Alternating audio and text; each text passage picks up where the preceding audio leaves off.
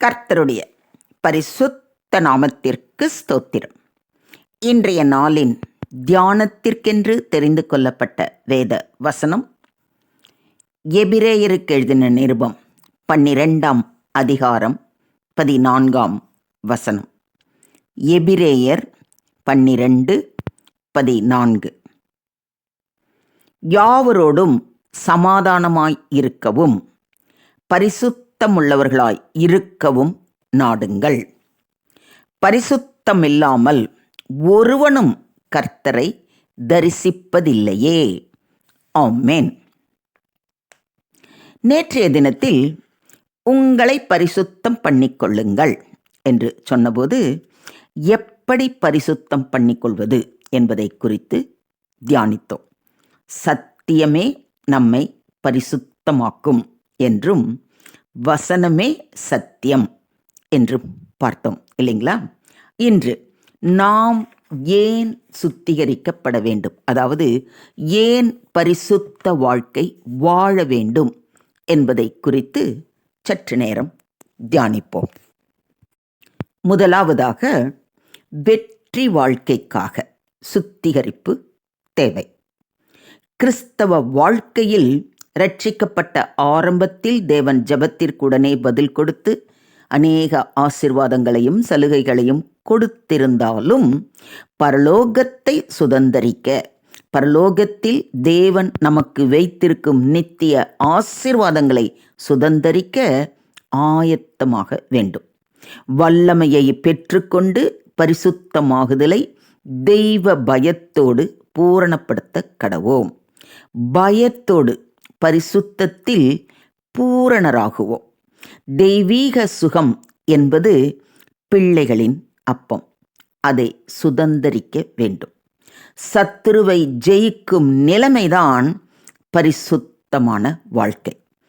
கர்த்தர் நமக்காக பந்தியை ஆயத்தப்படுத்தி எண்ணெயால் அபிஷேகிப்பார்.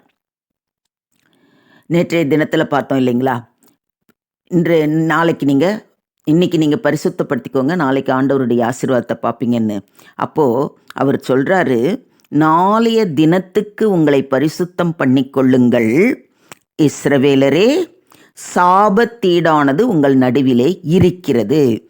நீங்கள் சாபத்தீடானதை உங்கள் நடுவிலிருந்து விலக்காதிருக்கும் மட்டும் நீங்கள் உங்கள் சத்துருக்களுக்கு முன்பாக நிற்கக்கூடாது என்று இஸ்ரவேலின் தேவனாகிய கர்த்தர் சொல்லுகிறார். ஸோ சத்துருவை எதிர்க்க, சத்துருவை ஜெயிக்க நமக்கு பரிசுத்த வாழ்க்கை அவசியம் இல்லைங்களா? இரண்டாவதாக, சாபம் அகல சுத்திகரிப்பு தேவை. இயேசுவின் இரத்தம் பாவத்தையும் சாபத்தையும் போக்கினாலும் பழைய பாவ வாழ்க்கைக்கு மீண்டும் செல்லும் பொழுது மீண்டும் சாபம் வரும். எபிரேயருக்கு எழுதின நிருபம் 6ஆம் அதிகாரத்தை நம்ம வாசிக்கும்போது, மறுதலித்து போனவர்கள் தேவனுடைய குமாரனை தாங்களே மறுபடியும் சிலுவையில் அறைகிறார்கள். சபிக்கப்படுகிறதற்கேற்றதாய் முட்செடிகளையும் முள்பூண்டுகளையும் விளைவிக்கும் நிலத்தின் முடிவு சுட்டெரிக்கப்படுவதே. ஸோ சாபமும் பரிசுத்தமும் இணைந்து செல்லாது. இதை நல்லா நம்ம புரிஞ்சுக்கணும். ஸோ பாவ வாழ்க்கையிலிருந்து நாம் விலகி வரும் பொழுது தான் பரிசுத்த வாழ்க்கை. அப்படி பரிசுத்த வாழ்க்கை வாழ்ந்தால் சாபம் நம்மில் இராது. மூன்றாவதாக, அற்புதம் நடக்க சுத்திகரிப்பு தேவை. ஏற்கனவே சொன்னதுதான், உங்களை பரிசுத்தம் பண்ணிக்கொள்ளுங்கள், நாளைக்கு கர்த்தர் உங்கள் நடுவிலே அற்புதங்களை செய்வார் என்று வாக்களிக்கப்பட்டிருக்கிறது. ஸோ நாம் நம்மை தாழ்த்தி, நம்மை பரிசுத்தப்படுத்தி, அவர் கரத்தில் நம்மை ஒப்பு கொடுத்து ஜெபிக்கும் பொழுது கர்த்தர் பெரிய காரியங்களையும் அற்புதங்களையும் செய்வார். அடுத்ததாக, நான்காவதாக, கர்த்தரின் சத்தம் கேட்க, அவருடைய மகிமையை காண சுத்திகரிப்பு தேவை. யாத்திராகமம் 19ஆம் அதிகாரத்தில் கர்த்தர் மோசேயை நோக்கி, நீ ஜனங்களிடத்தில் போய் இன்றைக்கும் நாளைக்கும் அவர்களை பரிசுத்தப்படுத்து. அவர்கள் தங்கள் வஸ்திரங்களை தோய்த்து 3ஆம் நாளைக்கு ஆயத்தப்பட்டிருக்க கடவர்கள். 3ஆம் நாளில் கர்த்தர் சகல ஜனங்களுக்கும் பிரத்யட்சமாய் சீனாய் மலையின் மேல் இறங்குவார். என்ன அழகா ஆண்டவர் சொல்றார் பாருங்க. அதாவது தேவனுடைய மகிமையை நாம் காண வேண்டுமானால், அவருடைய சத்தத்தை கேட்க வேண்டுமானால், முதலாவது நாம் நம்மை பரிசுத்தப்படுத்தி கொண்டு தான் அவருடைய சமூகத்தில் அமரணும். இங்கே அதை தான் ரொம்ப அழகா ஆண்டவர் மோசே மூலமாக சொல்கிறார். பயத்தோடு உள்ளான வாழ்க்கையையும் வெளிப்புற வாழ்க்கையையும் பரிசுத்தப்படுத்த வேண்டும். உள்ளான வாழ்க்கை அப்படிங்கிறது நம்ம இருதயத்தில் ஏற்படக்கூடிய எண்ணங்கள், சிந்தனைகள். அந்த எண்ணம், சிந்தனை எல்லாம் பரிசுத்தமாக இருக்கணும். வெளிப்புற வாழ்க்கை அப்படிங்கிறது நம் வாழ்கிற வாழ்க்கை சத்திய வாழ்க்கையாக, வசனத்தின்படி வாழ்கிற வாழ்க்கையாக இருக்க வேண்டும்.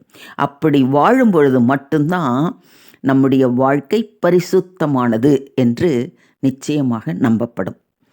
தீர்க்கதரிசிகளான மோசேயும் ஆரோனும் பரிசுத்தமாக இருந்ததால் தான் கர்த்தரின் சத்தத்தை கேட்டார்கள். கர்த்தருடைய மகிமையை ஜனங்கள் எல்லோரும் கண்டார்கள். எப்படி?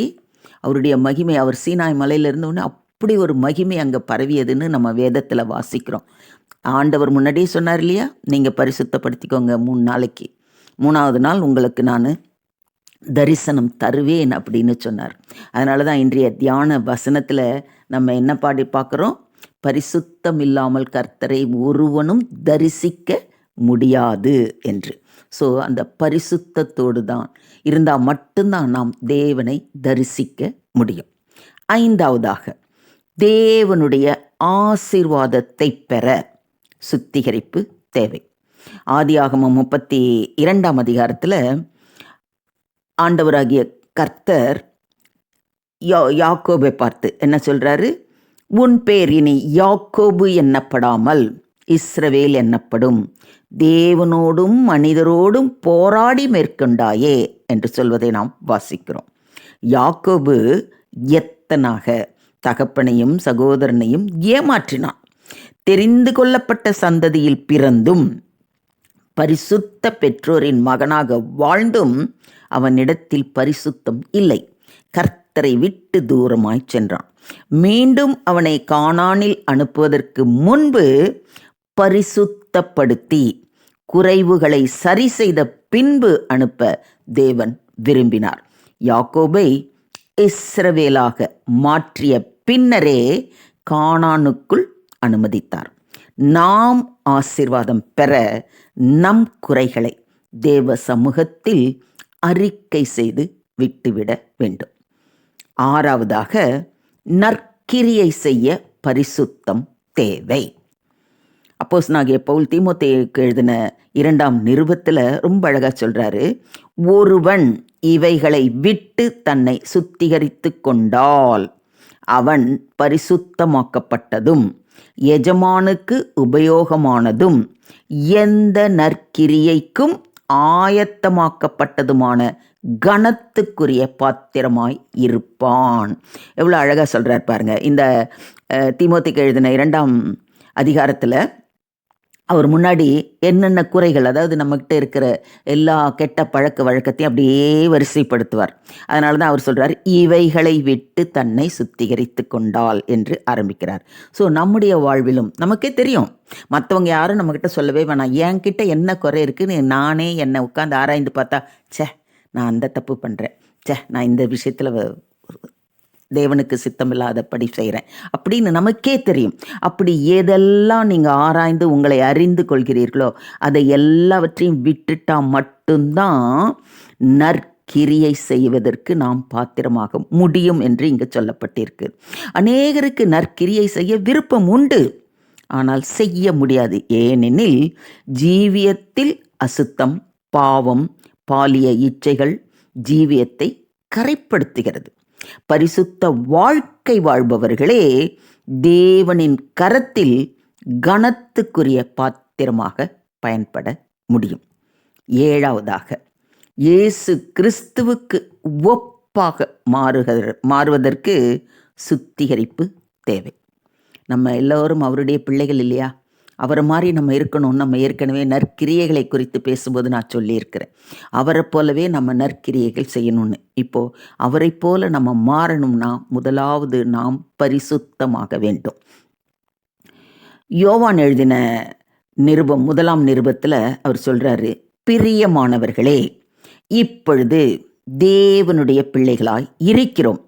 இனி எவ்விதமாயிருப்போம் என்று இன்னும் வெளிப்படவில்லை.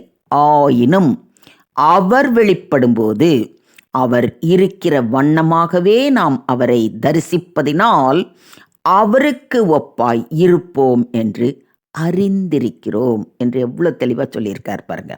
அவர் மேல் இப்படிப்பட்ட நம்பிக்கை வைத்திருக்கிறவன் எவனும் அவர் சுத்தமுள்ளவராய் இருக்கிறது போல தன்னையும் சுத்திகரித்து கொள்ளுகிறான். மேலும் கொரிந்தியருக்கு எழுதின நிருபம் 2ஆம் நிருபம் 6ஆம் அதிகாரத்தில், நான் உங்களை ஏற்றுக்கொண்டு உங்களுக்கு பிதாவாய் இருப்பேன், நீங்கள் எனக்கு குமாரரும் குமாரத்திகளுமாய் இருப்பீர்கள் என்று சர்வ வல்லமை உள்ள கர்த்தர் சொல்லுகிறார். எப்போ? நாம் பரிசுத்தமாய் அவருடைய பிள்ளையான அவருடைய ஒரே பேரான குமாரனாகிய இயேசு கிறிஸ்துவை போல நாம் பரிசுத்தமுள்ளவர்களாய் இருக்கும் பொழுது அவர் சொல்கிறாரு, நான் உங்களை ஏற்றுக்கொண்டு நான் உங்களுக்கு பிதாவாய் இருப்பேன், நீங்கள் எனக்கு குமாரரும் குமாரத்திகளுமாய் இருப்பீர்கள் என்று. பிரியமானவர்களே, மாம்சத்திலும் ஆவியிலும் உண்டான எல்லா அசுசியும் நீங்க நம்மை சுத்திகரித்து கொண்டு பரிசுத்தமாகுதலை தேவ பயத்தோடு பூரணப்படுத்த கடவோம். அவரது வருகையின் நாளில் அவருக்கு ஒப்பாய் இருப்போம் என்று நம்புகிறோம். எனவே இப்படிப்பட்ட நம்பிக்கை நமக்கு இருப்பதால் நம்மை சுத்திகரித்து அவருடைய வருகைக்கு ஆயத்தமாவோம். ஆயத்தமாவோமா? அவருடைய பாதம் அமருங்கள். கர்த்தாவே, நான் அறிந்தும் அறியாமலும் தெரிந்தும் தெரியாமலும் செய்த எல்லா பாவங்களையும் எனக்கு மன்னித்து மீண்டும் அந்த பாவ படுகுழியில் விழுந்து விடாதபடி என்னை காத்து ரட்சியும் அப்படின்னு அவர் கரத்தில் நம்மை ஒப்பு கொடுப்போம். ஏன்னா அவருடைய வருகையினால் மிகவும் சமீபமாக இருக்கிறது. அப்படி அவர் வெளிப்படும்போது அவர் இருக்கிற வண்ணமாகவே நாமும் மாறி அவரை தரிசிக்க வேண்டும். அவருடைய சாயலாக மாறியவர்கள்தான் அவரோடு கூட வருகையில் எடுத்து கொள்ளப்படுவார்கள். சத்துருவாகிய பிசாசை ஜெயிக்கவும், சாபங்களை விட்டு விலகி தேவ ஆசீர்வாதங்களை சுதந்தரிக்கவும், அற்புதங்களை பெறும்படியாகவும், நற்கிரியைகளை செய்து கனத்துக்குரிய பாத்திரமாக மாறவும் நம்மை பரிசுத்தமாக்கிக் கொள்வோம். தேவன் தாமே நம் ஒவ்வொருவரையும் ஆசீர்வதித்து வழி நடத்துவாராக. தேவனுக்கே மகிமை உண்டாவதாக. ஆமேன், ஆமேன், ஆமேன்.